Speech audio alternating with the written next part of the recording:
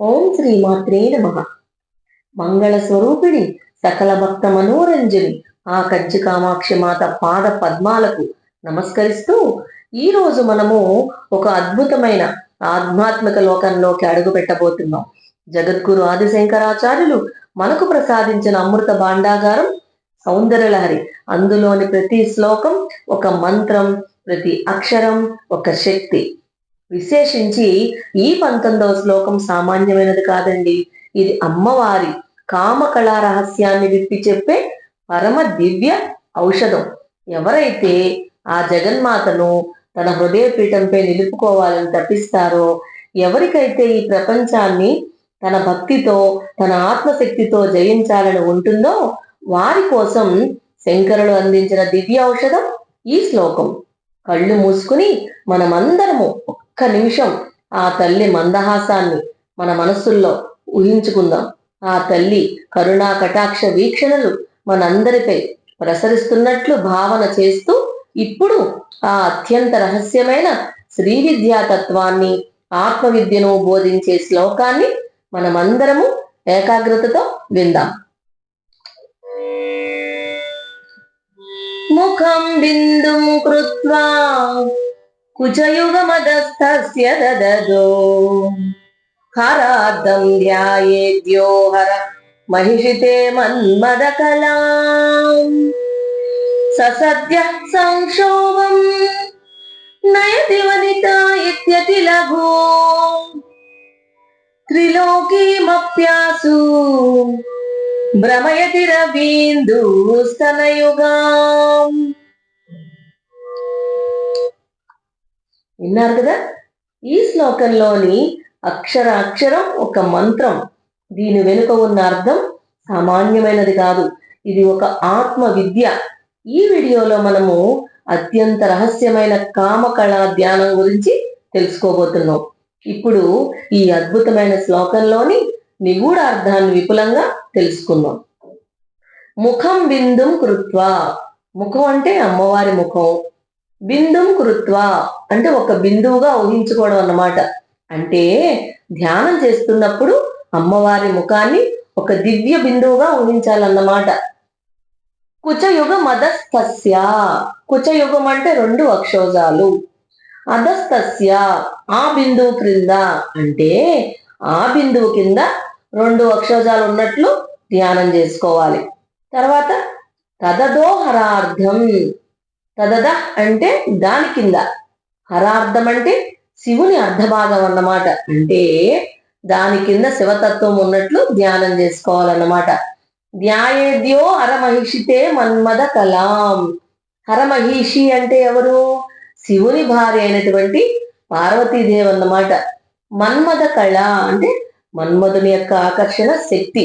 అంటే ఈ విధంగా అమ్మవారి రూపాన్ని ధ్యానం చేసే వ్యక్తి మన్మధుని వంటి ఆకర్షణ శక్తిని పొందుతాడు అని అర్థం. ససద్య సంక్షోభం నయతి వనిత. ససద్య అంటే వెంటనే, సంక్షోభం అంటే మనసు కలవరపడ్డం అన్నమాట. వనిత స్త్రీలు అంటే ఏంటంటే అలాంటి వ్యక్తి వెంటనే స్త్రీల మనసులో ఆకర్షణ కలిగించగలుగుతాడు అని అర్థం. ఇత్యతి లఘు, ఇదంతా చాలా చిన్న విషయం మాత్రమే అని అంటున్నారు. త్రిలోకీమప్యాసు భ్రమయతి. త్రిలోకి అంటే త్రిలోకాలు, అంటే 3 లోకాలు, అంటే ముల్లోకాలు అన్నమాట. భ్రమయతి భ్రమించగలడు, అంటే మోహింపజేయగలడు అని. అంటే ఆ శక్తి ఈ 3 లోకాల్ని కూడా మోహింపజేయగలదు అని అర్థం అన్నమాట. రవీందు స్తనయుగం. రవీందు అంటే రవి అంటే సూర్యుడు, ఇందు అంటే చంద్రుడు. అమ్మవారి వక్షోజాలు సూర్యచంద్రుడు లాంటి ప్రకాశంతో ఉన్నాయని సూచన అన్నమాట ఇక్కడ. ఇంకా వివరంగా ఏంటంటే ఈ శ్లోకంలో ఆదిశంకరుడు ఒక అద్భుతమైన రహస్యాన్ని మనకి అరటిపండు వలిచిపెట్టినట్లు చెప్పారండి. అమ్మవారిని మనం ఎలా అంటే ధ్యానించాలి అంటే, అమ్మవారిని ధ్యానించేటప్పుడు ఆమె ముఖాన్ని, శరీర భాగాలను ఒక పవిత్రమైన యంత్రంలా, ఒక త్రికోణంలా ఊహించుకుని పూజించాలట. ఎవరైతే తన మనస్సును సూర్యచంద్రులు లాంటి అమ్మవారి తేజస్సుతో అట్లా నిలుపుతారో వారికి ఈ లోకంలో సాధ్యం అవ్వనది ఏదో ఉండదట. ఇలా ఎందుకు చెప్పారంటే, సూర్యుడు మన ఆత్మకు, చంద్రుడు మన మనస్సుకు ప్రతీకలు అనమాట.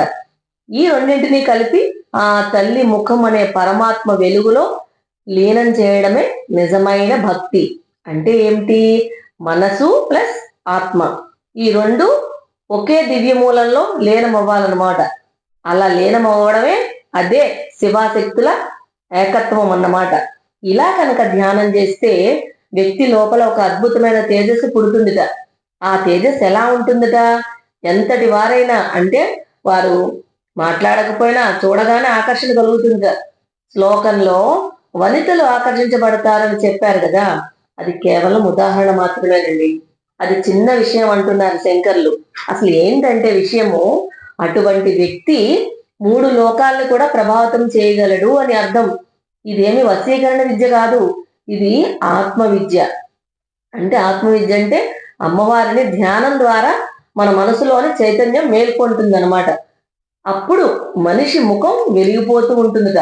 అదేదో పోడలు రాస్తే వచ్చే మెరుపు కాదండోయ్, అది ఆత్మశక్తితో వచ్చే వెలుగు. అది ఒక దివ్య తేజస్సు. ఆ వెలుగును చూడగానే ఎదుటి వాళ్ళకి తెలియకుండానే వాళ్ళకి వీరి మీద గౌరవం పెరుగుతుందిట. వాళ్ళని చూడంగానే సరే వాళ్ళు ఎంతటి వారైనా సరే ఆ గౌరవంతో వాళ్ళకి లొంగిపోతారట. ఇదేదో మంత్రం కాదు, తంత్రం కాదు, ఇది భక్తితో వచ్చే ఆత్మశక్తి. కేవలం మనుషులే కాదండి, ఆ తల్లి అనుగ్రహం పొందిన వారికి ఈ సృష్టిలోని ప్రకృతి కూడా దాసోహం అయిపోతుందిట. అందుకే మహానుభావుల ముఖం చూస్తేనే మనకు మనసు శాంతి కలుగుతుంది అన్నమాట. కంచి పరమాచార్య స్వామి ముఖం చూడండి ఎలా వెలిగిపోతూ ఉంటుందో ఆయనది. మనము ఈ ఫొటోస్ లో చిత్రపటాల్లోనే ఎలా ఉంటే అసలు ప్రత్యక్షంగా ఉంటే ఎలా ఉండేదో. ఎంతో మంది నాస్తికులు ఆయన కనుచూపు పడిన మాత్రానే ఆస్తికులుగా మారిపోయారట. అది ఎందుకు? కేవలం అమ్మవారి ఉపాసన శక్తి.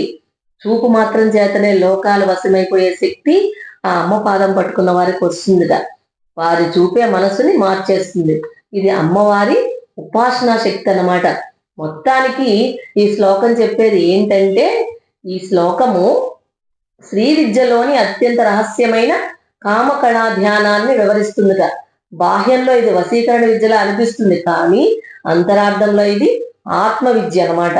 అంటే ఎవరు అమ్మవారి 2 స్తనాల్ని మరియు ముఖాన్ని మూడింటిని కలిపి ఒక త్రికోణంగా భావించి అందులోని కామరాజు బీజాన్ని ధ్యానం చేస్తారో వారికి మొత్తం బ్రహ్మాండాలన్నీ వశమైపోతాయట. అతన్ని చూసి వనితలు చలించుట పెద్ద విషయం కాదని అంటున్నారు. అమ్మవారి రూపధ్యానం ఒక సాధారణ ధ్యానం కాదు, అది మనకు అపారమైన ఆకర్షణ శక్తి, మన్మథ తత్వాన్ని ప్రసాదించే దివ్య సాధన అన్నమాట.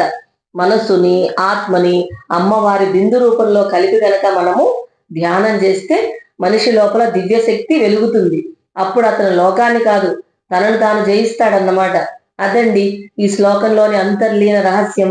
ఇప్పుడు మనందరికీ తెలిసిన సింపుల్ విషయం ఏంటంటే, నేను చెప్పేది ఏంటంటే, కొంతమంది ఉంటారు వాళ్ళతో 5 నిమిషాలు మాట్లాడితే మనసు చాలా లైట్ గా చాలా హాయిగా అనిపిస్తూ ఉంటుంది. ఇంకొంతమంది దగ్గరికి వెళ్ళంగానే మనకి ఎందుకో ఈ చిరాగ్గా ఏదో అసహనం వస్తూ ఉంటుంది. ఎందుకు ఇలా జరుగుతుందంటే అది వారి మాటల వల్ల కాదు, వాళ్ళ రూపం వల్ల కాదు, అది దేని వల్ల కాదు, అది కేవలం వాళ్ళలో ఉన్న పాజిటివ్ ఎనర్జీ వల్ల అనమాట. ఆ ఎనర్జీ మనల్ని ఆటోమేటిక్ గా ఆకర్షిస్తుంది అనమాట. ఇక్కడ శంకరాచార్యులు చెప్పేది కూడా అదే. అమ్మవారిని ధ్యానం చేసే వ్యక్తి అలాంటి పవర్ఫుల్ ఎనర్జీ సెంటర్ అవుతాడు అని. అతని ముఖం వెలిగిపోతుందట, అతని మాటలకు బలం వస్తుందట, అతని ప్రెజెన్స్, అతని ఉనికి అందరినీ ఆకర్షిస్తుందట. చూసిన వాళ్ళకి శాంతి ఆనందం కలుగుతుందట. అందుకే శ్లోకంలో వనితలు ఆకర్షించబడతారు అని చెప్పింది. అదొక చిన్న ఎగ్జాంపుల్ మాత్రమే. అసలు పవర్ ఏంటంటే అటువంటి వాడు 3 లోకాలను కూడా ప్రభావితం చేయగలడు అని. ఇది వశీకరణ కాదు, ఇది అమ్మవారి శక్తి అని అర్థం. అమ్మవారిని ధ్యానం చేసేవాడు ఎక్కడికి వెళ్ళినా అందరిని ఆకర్షించే పాజిటివ్ ఎనర్జీగా మారిపోతాడని ఈ శ్లోకానికి భావార్థం. అదండి ఈ శ్లోకం భావార్థం. విన్నారు కదా. మరి అమ్మవారిని మన హృదయపీఠంపై నిలుపుకుంటే ఈ అనంత విశ్వమే మన కుటుంబం అవుతుంది. ఆ తల్లి అనుగ్రహం ఉంటే గనక కొండంత కష్టమైనా సరే మంచులా కరిగిపోవాల్సిందే. ఆ కంచి కామాక్షి, ఆ శ్రీమాత చల్లని చూపు మీపై, మీ కుటుంబంపై, అందరిపై ఎల్లవేళలా ఉండాలని మనస్ఫూర్తిగా కోరుకుంటున్నాను. లోకా సమస్త సుఖినో భవంతు. శాంతి శాంతి శాంతి శాంతి. ఈ పవిత్రమైన సౌందర్య రహస్యాలు మరికొంతమందికి చేరేలా ఈ వీడియోని షేర్ చేయండి. ఇలాంటి మరెన్నో ఆధ్యాత్మిక విశేషాల కోసం మన ఛానల్ని ఇప్పుడే సబ్స్క్రైబ్ చేసుకోండి. ఆ జగన్మాత అనుగ్రహం మీకు కలగాలని కోరుకుంటూ స్వస్తి.